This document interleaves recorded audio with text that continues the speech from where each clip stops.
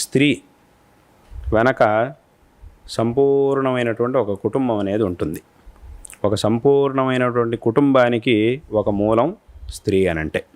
అందుకే స్త్రీమూర్తిని మన శాస్త్రంలో, మన పరంపరలో ఎంతో గౌరవంగా, సాక్షాత్తుగా మనం అమ్మవారి స్వరూపంగానే స్త్రీలని భావిస్తాం.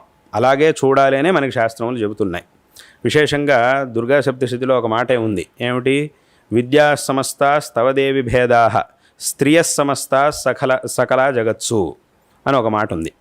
అంటే అమ్మవారిని స్తుతిస్తూ ఉన్నప్పుడు చెప్పినటువంటి మాట ఏమిటిది అనంటే, ఈ జగత్తులో ఉండేటటువంటి స్త్రీమూర్తులందరూ కూడా నీ యొక్క స్వరూపాలు అని ఆ మాట యొక్క అర్థం.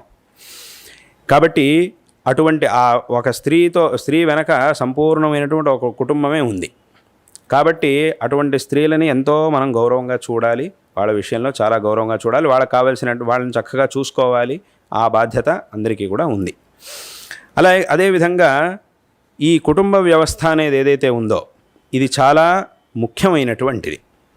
అంటే ఇప్పుడు కాలంలో ఆధునిక కాలంలో ఈ ఉచ్ఛృంఖలమైనటువంటి ప్రవృత్తులు కలిగినటువంటి వాళ్ళందరికీ కూడా ఈ కుటుంబ వ్యవస్థను చూడగానే ఇదంతా ఏదో ఒక బంధనంలాగా, ఇదంతా మేము ఎందుకు చేయాలి, మేమంతా స్వతంత్రంగా బతకాలి అది ఇది అని కొంతమందికి అనిపిస్తూ ఉంటుంది. ఈ కుటుంబ వ్యవస్థకి, ఈ నియమాలకి, వీటన్నిటి కూడా మేము ఎందుకు కట్టుబడి ఉండాలి అని చాలామందికి అనిపిస్తూ ఉంటుంది.